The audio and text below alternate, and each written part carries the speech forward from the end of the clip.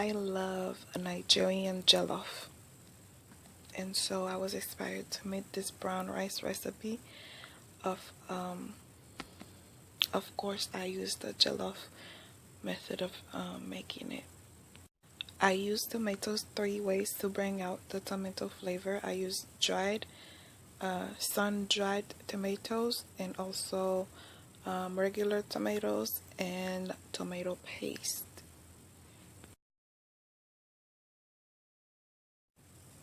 I'm Haitian, so of course I'm using a piece, and this is just me bringing my culture into it. This is why I say inspired, because I also use my own tips and tricks. I don't like the texture of brown rice.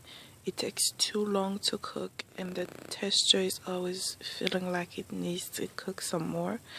So I end up parboiled my rice, and that helped soften the rice quite a lot. I am also using pickled habanero peppers to bring a little heat into the mix.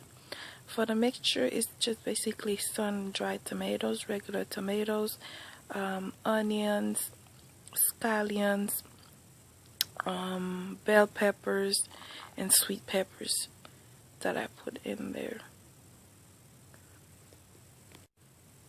Then I boiled the rice and beans for a little bit. It's much better if you boil them separately, and then you can add them together to this mixture and let your rice steam up. Now all you have to do is cover the rice and give it a couple of minutes, and you'll be good to go. Notice I put a lot of beans in mine. You don't have to put a lot of beans in yours. Cooking is just your expression. There's no right way or wrong way of cooking, as long as the end result is tasteful and delightful.